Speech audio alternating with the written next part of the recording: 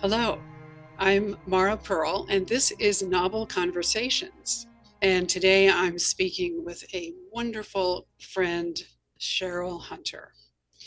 So, Cheryl, one of the ways that I feel so fortunate to know you is with your media work that you're doing.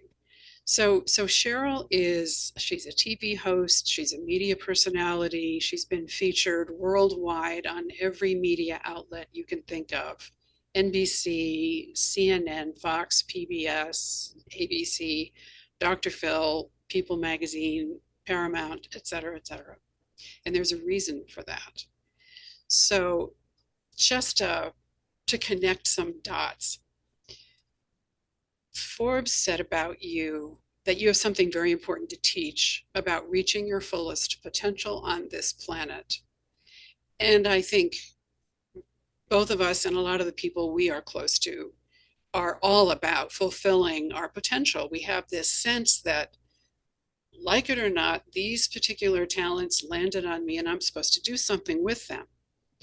So before working with you, I thought fulfillment sort of happens over here. So I've learned how to speak, I've learned how to write. I've got a little bit of mastery now with words and with authoring, and I'm reaching my audience. And so, yep, there we go. I'm done. I'm fulfilled. And what you've been pointing out to me, and I'm sure it's hundreds, maybe thousands of people you have worked with, is that wait a second, unless you're really getting your message out there, even if your work is wonderful, it isn't yet fulfilled. There's another step to take. So it's been like, ah, really wonderfully revelatory, humbling, exciting, inspiring, all those things. So I am so aware you have a gift for recognizing that when someone has something to give. So you figured out you have something to give, and in the process, you figured out, oh, there are a lot of other people who have something to give. How can I help? So I would love it if you would just share about the leadership and the coaching that you're doing with your media company. Absolutely. So I was kidnapped as a teenager, and one of the ways I overcame was I started writing. Initially it was journaling. So Uh, smart. it was I always loved to read, but became a very ravenous, voracious reader after the kidnapping because books allowed me to stay in my own world and stay separate from people, which I felt was very important to do. Mm. And I initially journaled and then it started turning into short stories and eventually plays and screenplays. And I had made my way by this time to I'd lived in New York and then Los Angeles, and I loved seeing theater whenever I could afford it.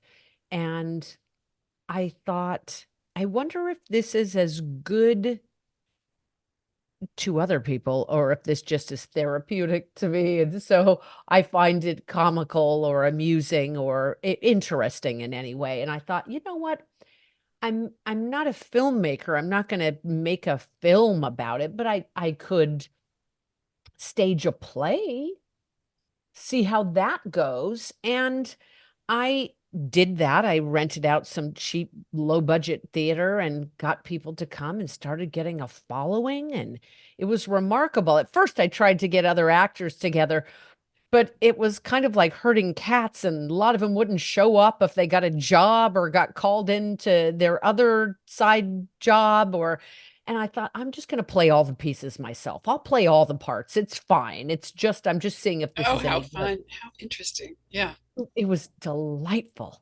It was so fun. I never knew I could do that, but I just tried it out of necessity because a couple of the actors didn't show up one night and I had some people coming. Gosh. And I thought, oh, what the heck? I'm just going to do it. How hard could it be? So I played all the parts and I started getting these plays developed. HBO, NBC, they were developing my writing. And I thought, what the Oh, heck? I'm a cowgirl from Colorado. How the heck did this happen? But lo and behold, it did. And then I sold a couple of things to networks and TV studios, some on my own, some with a writing partner. And so media was my day job. I was, writing and producing my own TV shows at networks and TV studios. And I could see the power that major media had to shape our collective narrative. Those water cooler moments where everyone in the country or everyone in the world is talking about the same thing at the same time. A little girl falls down a well and everyone is praying. There's a school shooting or whatever it is. hmm. And everyone is banding together to talk about the same thing at the same time. And I thought, wait a minute. What I was doing on the side was I had been volunteering at elder care facilities to figure out what people who had faced a lot of real trauma had done to overcome. And I started to codify this into a framework, and it worked for me. I overcame. And I was working with other trafficking survivors, kidnapping survivors, survivors of rape and sexual assault, and just experimenting with them. I let them know in advance, I'm no professional. I'm just somebody who's tried something and it's working. Would you like to try? And they said yes, and it was working with them. And I thought, wait, I've got this whole belief that we can be better for the adversity we face, which is not what people are mostly talking about, and a way for people to overcome adversity. What if I could put all these things together? What if I could use major media to get that message out to the world that we could be better for the adversity we faced? And I said, that's what I'm going to do. I'm connected, quasi connected. I wrote TV. I'm going to get my own message out to the world. Do you know, Mara, it took me a decade. I didn't This is not a know. surprise. It was so hard. I burned bridges early on because I asked for introductions to producers of one was Good Morning America. Good grief, I got blacklisted from that show and still have never been on. But I just didn't know. I didn't know how it worked. I didn't know what you're supposed to talk about and not talk about. I didn't know. I knew how to write, but I didn't know that messaging for TV, for breaking news and talk were totally different phenomena. I did everything wrong. And finally, when I did get my message out to the world on the Dr. Oz's and Dr. Phil's and Fox and CNN and all these things that you say, it hit me.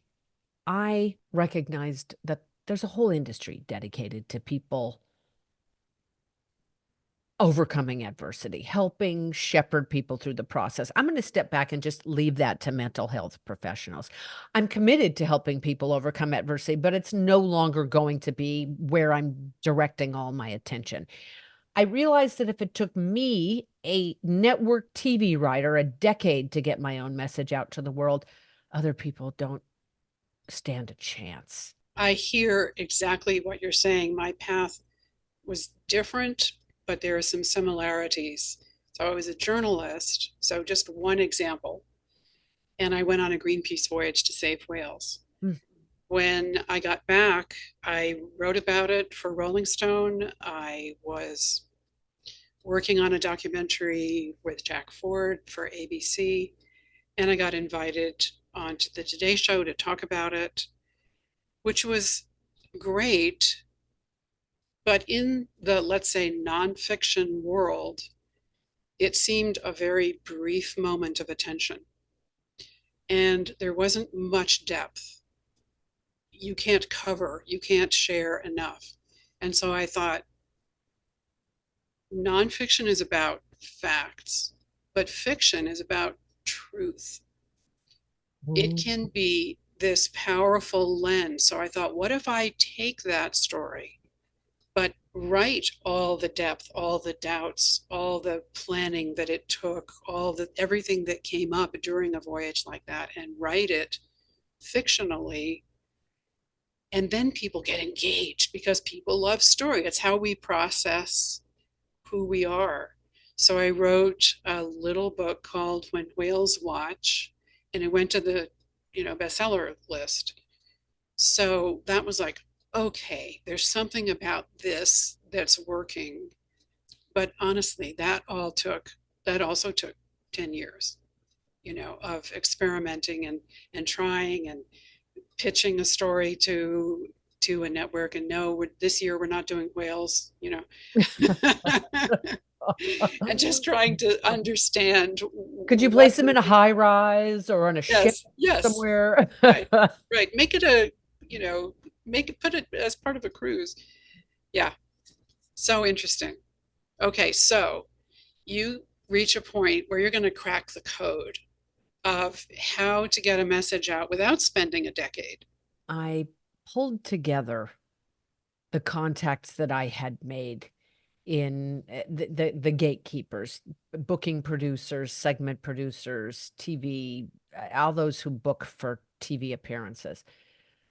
The contacts that I had made, and I said, okay, why is this a stupid idea? Here's what I want to do. I want to gather us together and circle mission-driven people who want to change the world with their work. Oh, They want to serve people in such a way that it would alter the quality of life, but they're not going to be able to do that unless they become renowned. mm-hmm. So I want to use media to get their messages out. Why is that a stupid idea? And they Super said, smart. well, this is why I got into media in the first place. One of them said, this is why I suffer the poor pay and the long hours, because I want to help people. That's what I think media can do. Yes, yes. Somebody sitting at home, watch something and go, oh, I could do that. That meant something to me. If they can do it, I can do it. I can try that idea. That can make my life better. Whatever we have figured out that we can share that uplifts somebody and solves a problem for them. And oftentimes, our advice, whether we've built a brand or a business or a medical device or write extraordinary fiction, it's hard won.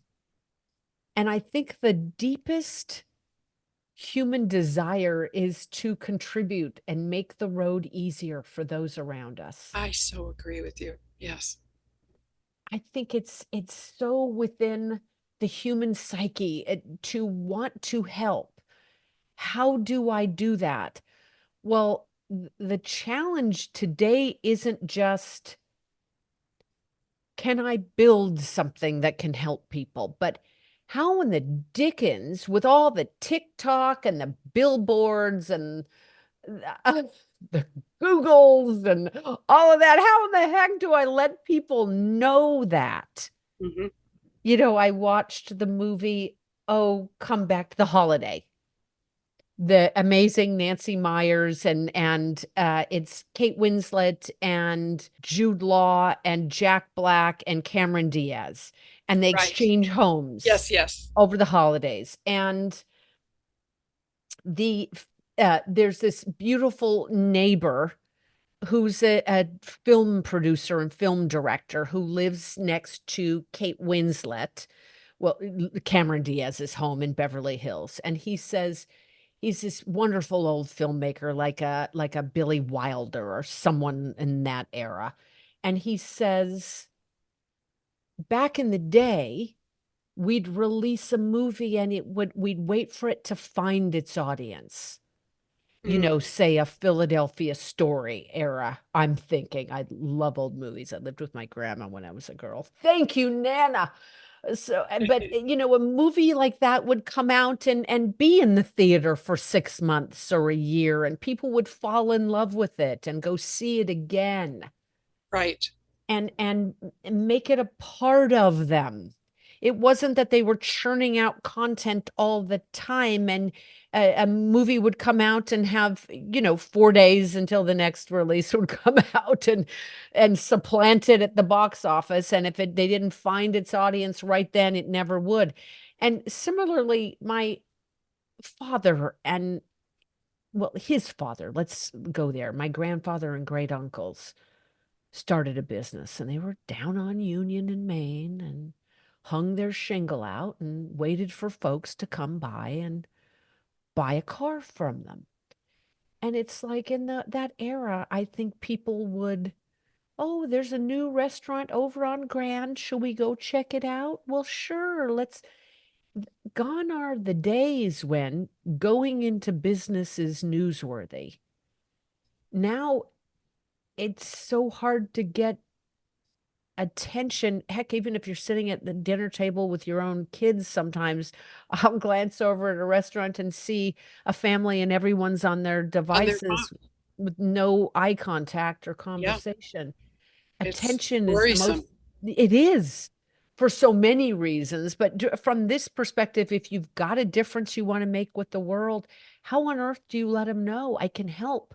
And so there's this different business we have to go into today called I've got to now let you know I exist, which is hard. There's a client, Dr. Michael Hutchison, who worked with us. He's phenomenal. He's a dentist, wanted to protect his own kid from getting a concussion. His kid wanted to play football when he was 8, and he thought, oh, good grief, I know the statistics on concussions. 10,800 people a day have their lives forever changed because of concussion, and I don't want my kid to become one of them. And he built a mouth guard for the bottom jaw, and he tested it out, and sure enough, his kids and his kids teammates went all the way through school. None of them had a concussion, and it's just remarkable. And he Wow. got it patented, and he got it manufactured, and he got it, he's doing all the things. And he would go into meetings, and people would say, hello, have you never seen the NFL? The mouth guard goes on the top, big fellow. What's your problem? And he said, yeah, that's why the NFL has all the concussions. You need it to be on the bottom jaw. And he came to us exasperated, saying, I don't know what to do. I have to educate the public, but it's just not working. He was able to do just that. He said, do you know, it was easier to become a dentist, specialize in neuromuscular dentistry, find out that there was concussion problems, solve the problem, manufacture it, beta test it, get it patented. It was far easier to do all that than to let folks know, I've got something that'll help your kids Oh or my you if gosh. you're an So athlete. this is a perfect example of what we were talking about earlier of connecting the dots. So he's done all this work, he's had the breakthrough, but unless it's people can know about it, he can't fulfill and reach the very people who need what he has created. So this is just such an important piece. It's like your work, and it's your classes that you teach, like Magnify Your Message, your media company. It's sort of like the rocket was there, it was built, but it never could get escape velocity and actually escape gravity and get to its destination. So that's the importance, I believe, of the work that you're doing. It's so interesting, Cheryl, because most of the time I think media is described from a perspective of vanity. Mm. I want to be on TV because I am so great and I deserve to be in front of the camera. And what you say as gently and sweetly as possible is, I'm so sorry, but unless you're interested in serving others, we really can't help you. We don't do that. It's really fascinating. Well, it's just how you're so amazing at this. And I hear this in every conversation we have in any context. How can I serve people here? How can I contribute? How can I make the road a more pleasant, enjoyable, fruitful place for people? Well, there's nothing as thrilling as seeing a light go on in someone else's eyes, right? There's just nothing. I mean, the ego thing of trying to push yourself turns out to be a sort of a like a sphere that has nothing but mirrors on the inside, and you're trying to see out, but you're stuck with this reflection. And so I think that your work with people is just beautiful in creating this kind of breakthrough to say, yes, I have inherent value, but it doesn't reside in the ego, it resides somewhere else. And leading people to find it for themselves. I don't think anyone can find it for you, but you can turn the light on in that room and say, I'm just encouraging you to look around. There's something else to see here. Thank you, Mara. It is our truly our value here, our deepest core value is serve, don't sell. There's this paradox that exists right now where, courtesy of social media and some of the, types of programming on TV, people are famous for being famous Yes, and providing, I'm going to say, no damn service whatsoever. right. Not providing value. And then there's those people like you whose lives are constituted around service, who've built a brand or a business to truly serve. And they're both becoming brighter and catching more of the spotlight these days. And there's something heartwarming about the spotlight that is being shared and shown upon those who truly provide a service. And I hope that the scales will turn and that we will at least lessen our fixation upon fame for fame's sake and shine a light where it can do the most good. Yes, and it's hard to talk about one's own work. I've always found it to be. If I can talk about, well, like you, I love to write plays. So I wrote a radio drama, and it was so hard to try to sell me, but it was a piece of cake to try to sell the show because it had these wonderful cast members that I could brag about endlessly. And it had original music by these fantastic composers, and I'd love to brag about them, and my engineer and my directors. And so, it just became only a joy to just talk about my little radio show, Milford Haven. That's probably why it became this hit show in the UK. I mean, nobody was more surprised. It's like, we have how many listeners? 4.5 million. Whoa. But I think it was because it was a wonderful vehicle for kind of getting myself out of the way. Yes. And so that's part of, what I learned then when I was meditating on whether to take the next step with taking classes with you. I had this vision or little dream, and it was being on stage, and there was a very bright light in the middle of the stage, and my toes were in the light, but I wasn't. Mm.